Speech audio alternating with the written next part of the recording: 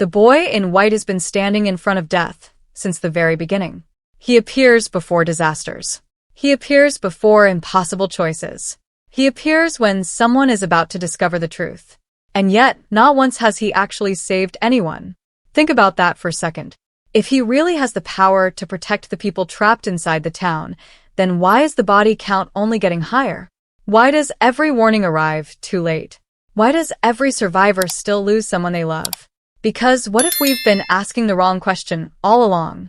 Everyone assumes the boy in white is the town's guardian, the only good force fighting against the monsters. But here's what changes everything. What if he isn't failing to save people? What if he isn't allowed to? That single idea completely changes the meaning of every scene he has ever appeared in. Look at what the show is actually telling us. Every time the boy in white appears, he never directly stops a death. He never fights the monsters. He never destroys the curse. Instead, he watches. He guides. He points. He gives just enough information for someone to make a decision, but never enough to change the outcome itself. That isn't the behavior of a protector. It's the behavior of someone following rules. And this is where it gets darker. What if the boy in white is trapped just like everyone else? Not trapped inside the town. Trapped inside a system. Think about the way he communicates. He rarely speaks. His expressions remain calm even during horrifying moments. Sometimes he smiles while surrounded by unimaginable suffering. At first, this makes him seem mysterious. But maybe that smile isn't confidence. Maybe it's acceptance. Maybe he already knows how every story ends. If that's true, then the boy in white isn't trying to rescue people. He's trying to move them towards something much bigger. That sounds impossible until you start connecting every appearance he's ever made. This is the detail everyone missed. Every supernatural force inside seems to follow strict patterns. The monsters only come at night. The talismans work under specific conditions. The faraway trees never behave randomly. Even the visions choose very specific people. Nothing in this town operates without rules. So, why would the boy in white be the only exception? If the monsters obey laws, then perhaps the boy in white does too. And suddenly, every failed rescue begins making sense. Remember how desperately viewers wanted him to save people during the worst tragedies? Remember every heartbreaking moment when someone believed help was coming? Help never came. Not because he didn't care, because he couldn't interfere. That changes everything we think we know about his character. But it also creates an even more terrifying question. Who created those rules? Because someone had to. Rules don't appear by accident. A prison always has a designer. A game always has a creator. Every system answers to something higher. And if even the boy in white has limits, then someone else has absolute control. That's not the real mystery. The real mystery is why the town keeps allowing people to believe the boy in white is their savior. Hope is incredibly powerful. Hope keeps people alive. Hope keeps people searching. Hope keeps people playing. But hope can also become another kind of prison. Imagine being trapped somewhere impossible. Every nightmare convinces you that death is coming.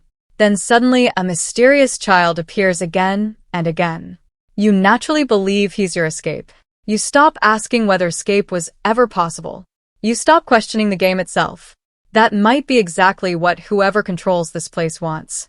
Because as long as everyone believes the boy in white is working to save them, nobody asks why he never actually succeeds. And that silence hides the biggest secret in the entire series. The boy in white never promises freedom. Go back and think carefully. He gives directions. He creates opportunities. He nudges people towards certain places. But he never guarantees survival. That difference is enormous. It's the difference between a rescuer and a guide. Guides don't choose the destination. They only lead travelers along a path someone else has already built.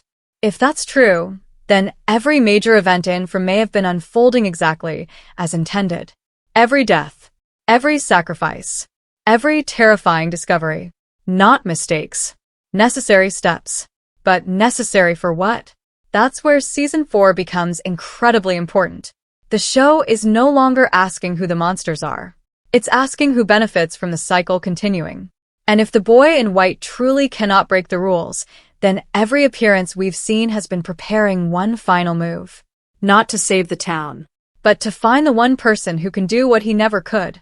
Because maybe the boy in white has spent decades searching for someone capable of breaking the system from the inside. Someone the rules don't fully control. Someone willing to sacrifice everything.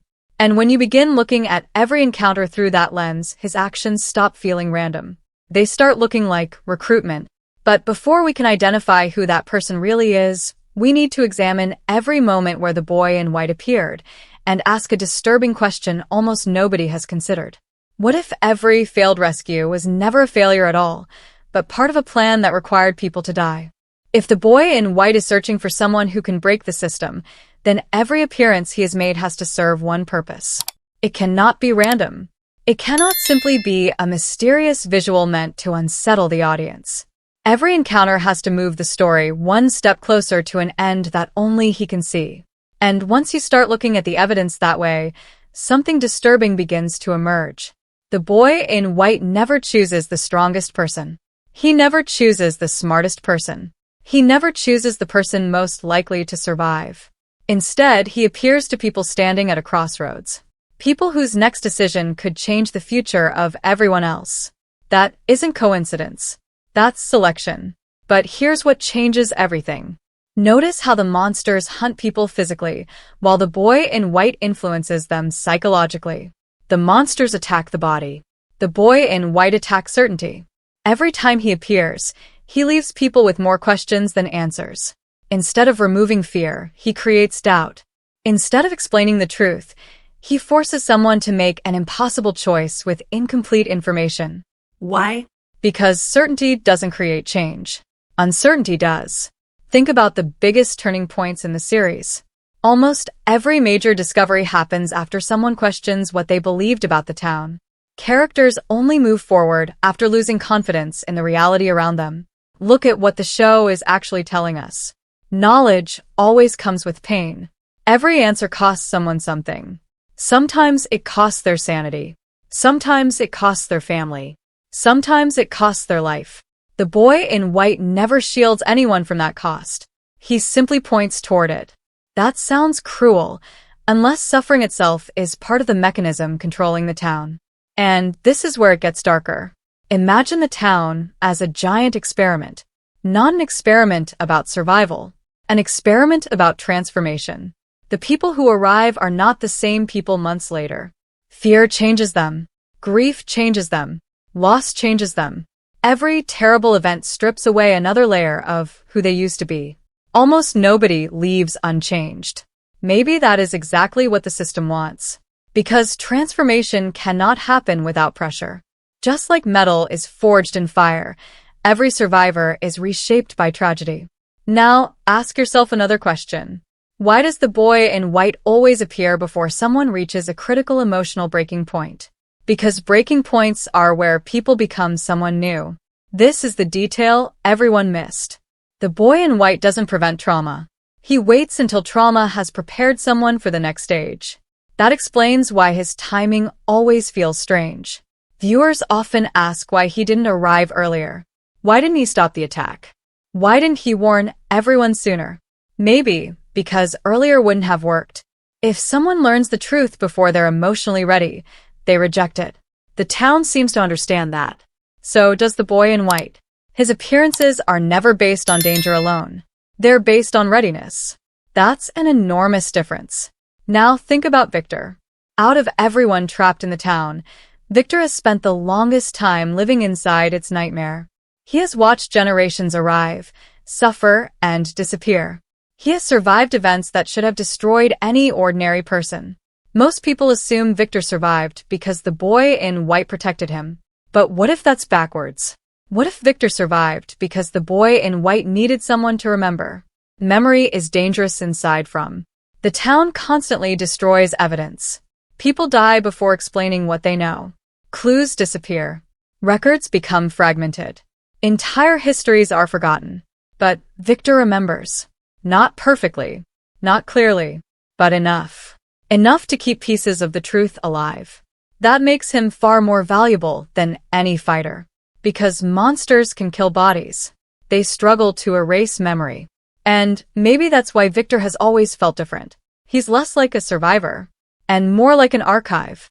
Someone preserving fragments of a story that the system desperately wants erased. But preserving the story isn't enough. Someone eventually has to understand it. That's where newer characters become important. Every generation inherits clues from the one before it. Not because the town is generous.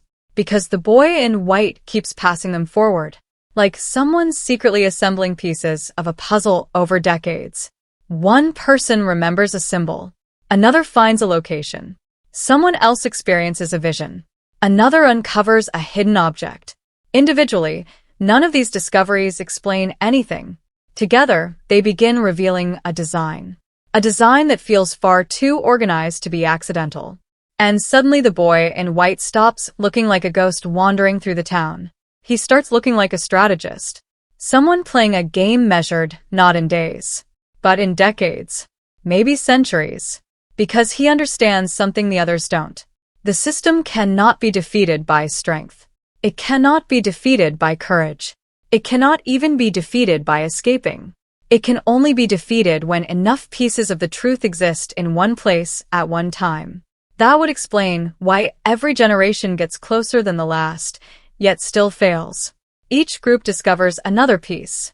Then the cycle resets. Not completely. Just enough for the next group to inherit the fragments. That isn't failure. It's progress. Slow, painful, almost invisible progress.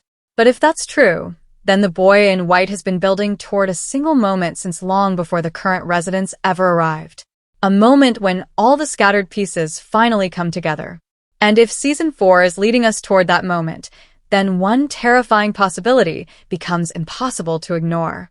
What if the greatest weapon against the town has never been a talisman, a faraway tree, or even the mysterious child himself?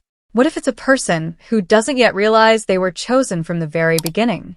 If the boy in white has been preparing one person to challenge the system, then the most important question isn't whether he can save the town. The real question is who he has been preparing all along. And the answer may have been hiding in plain sight. The biggest mistake viewers make is assuming the boy in white is the hero of the story. He's not. Heroes make the final choice. The boy in white never does. He always steps back before the moment that truly matters. Look at what the show is actually telling us. Whenever someone reaches the edge of a life-changing decision, the boy in white disappears. He points the way, but he never walks the path for them. He reveals just enough to move events forward, then leaves the consequences to someone else. That isn't weakness. It's a limitation. Almost as if the rules governing the town forbid him from making the decision himself. And if that's true, then every appearance has been leading toward a single person who can make that choice. But here's what changes everything. What if the town itself knows this? Think about how strangely the monsters behave. At first, they seem like simple predators. They hunt. They manipulate. They kill. But over time, their behavior becomes much more calculated. They don't always choose the easiest victim. They often target the people whose deaths will create the greatest emotional damage. Why? Because fear isn't the only weapon they're using. They're creating despair. Every death weakens trust. Every betrayal divides the survivors. Every loss makes people question each other instead of questioning the town. That may be the system's greatest defense. Not monsters. Division. Because a divided group never shares all the clues. A divided group never solves the puzzle. A divided group resets the cycle all by itself. And this is where it gets darker. What if the monsters and the boy in white are not complete opposites? Not allies. Not friends. But two forces trapped inside the same machine. Imagine a giant chessboard. The monsters are allowed to remove pieces. The boy in white is allowed to move pieces. Neither controls the game. Neither writes the rules. Someone else does.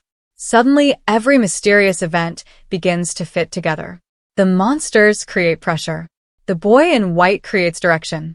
Together, they keep the game moving exactly as intended.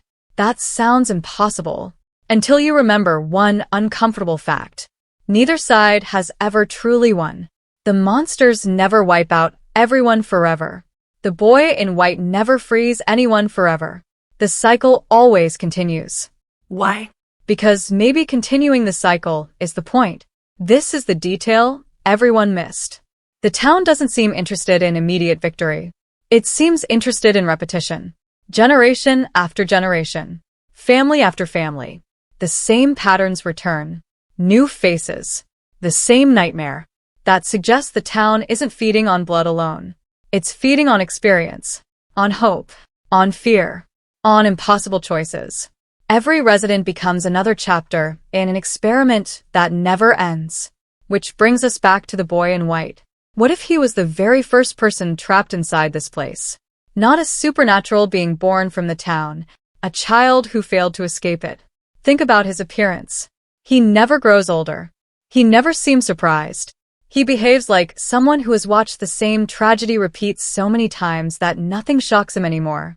That's not innocence. That's exhaustion. Imagine spending decades, maybe centuries, watching families arrive, believing you can help them, only to watch the rules stop you every single time. Eventually, you would stop trying to save everyone.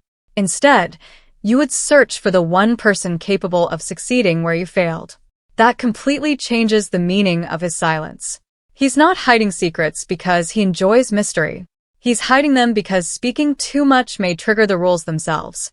Every word could carry a consequence. Every answer could close the path instead of opening it.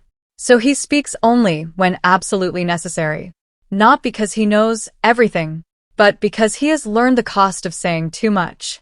And if that's true, Season May 4th finally reveal the purpose behind every vision, every symbol, every impossible coincidence we've witnessed since the beginning. Not as random mysteries. Not as disconnected horror elements. But as pieces of a recruitment process. The chosen person isn't being taught how to survive. They're being taught how to see. Because escaping the town may never have required strength.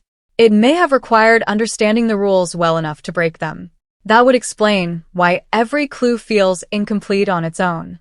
The answer has never been hidden in one symbol, one cave, one bottle tree, or one mysterious child. The answer exists only when every piece is connected. Exactly the way the boy in white has been trying to connect them for years. So maybe the greatest twist of From won't be the identity of the monsters. It won't be who created the town. It won't even be what lies beyond the forest. The greatest twist may be that the boy in white was never the one destined to save everyone. He was only the messenger. The final move belongs to someone else. And if that person fails, the cycle doesn't end. It simply begins again. With another family, another road, another fallen tree, another group convinced they still have time. Because the scariest possibility isn't that the boy in white is powerless. It's that he has already watched this exact story happen countless times before, and he already knows how this one ends. So as Season 4 unfolds, don't just watch what the monsters are doing. Watch who the boy in white chooses to appear before next. Because that person may not be the one he's trying to save. They may be the one he's asking to make the sacrifice that finally ends the game. Or the sacrifice that starts the next cycle all over again.